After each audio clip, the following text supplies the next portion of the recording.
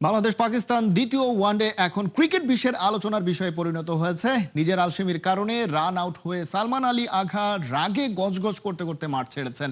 বাংলাদেশের স্পোর্টসম্যানশিপের উপর প্রশ্ন তুলছেন, কিন্তু প্রশ্ন হলো আঘাকে রান আউট করে মিরাজ কি ভুল কিছু করেছেন, নাকি ক্রিকেট মাঠে ভদ্রতার সীমাই তিনিই লঙ্ঘন করেছেন? ফয়সাল হাবিবের রিপোর্ট। দ্বিতীয় ওয়ানডের ৩৯তম ওভারের চতুর্থ বল মেহেদী হাসান মিরাজকে ফরওয়ার্ড পুশ করেছিলেন মোহাম্মদ রিজওয়ান। নিজের বলে ফিল্ডিং করতে যান মিরাজ, আটকেও ফেলেন পা দিয়ে। সেই মুহূর্তে রান নেয়ার লক্ষ্যে পিচ থেকে বেরিয়ে এসে দাঁড়িয়ে থাকেন সালমান আঘা। পিচে ফেরার কোনো তাড়াই ছিল না পাকিস্তানি ব্যাটারের মাঝে, বরং হাত দিয়ে বল তুলতে চাচ্ছিলেন তিনি। এই সুযোগে বল নিয়ে নন স্ট্রাইক প্রান্তের স্ট্যাম্প ভেঙে রান আউটের আবেদন করেন মিরাজ। প্রথমত, রানিং খেলার মধ্যে ব্যাটারের হাত দিয়ে বল ধরার কোনো নিয়ম নাই। সেটা করলে অবস্ট্রাক্টিং দ্য ফিল্ডের নিয়মে আউট হতে পারেন তিনি। এসব বেসিক নিয়ম জেনে অথবা না জেনে পাড়ার ক্রিকেটের মতো সালমান কেন পিচের বাইরে দাঁড়িয়ে থেকে হাত দিয়ে বল ধরতে গিয়েছিলেন সেটা ভালো জানেন তিনি। দ্বিতীয়ত, এই ঘটনায় ফিল্ডিং করতে গিয়ে আঘার সাথে মিরাজের কোনো সংঘর্ষ ঘটেনি। মিরাজের কারণে আঘা পিচে ফিরতে পারেননি তেমনও নয়, বরং আঘাকে মিরাজ সেকেন্ড খানেক সময় দিয়েছিলেন পিচে ফিরতে, কিন্তু সেটা করেননি পাকিস্তানি ব্যাটার। তাই একটা প্রতিযোগিতামূলক ম্যাচে এমন রান আউট করায় কোনোভাবেই খেলার স্পিরিটকে কলঙ্কিত করেননি মিরাজ।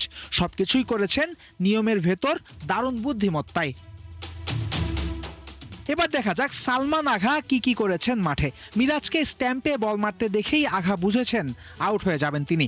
তখনই তাই রাগে দুঃখে গ্লাভস এবং হেলমেট মাটিতে ছুঁড়ে মারেন। বড় পর্দায় আউট ভেসে ওঠার পর বাংলাদেশি ফিল্ডারদের উদ্দেশ্য করে কটু কথা বলতে বলতে মাঠ ছাড়েন এই ব্যাটার। বাউন্ডারি লাইনের পাশে গিয়ে আবারও ছুঁড়ে মারেন নিজের হেলমেট। আউট হওয়ার হতাশায় যা করেছেন আঘা তার সবই ক্রিকেটের নিয়মের পরিপন্থী। তাই ম্যাচ শেষে ম্যাচ রেফারির ঘরে গিয়ে জরিমানা গোনার জন্য প্রস্তুত থাকতে পারেন এই ক্রিকেটার।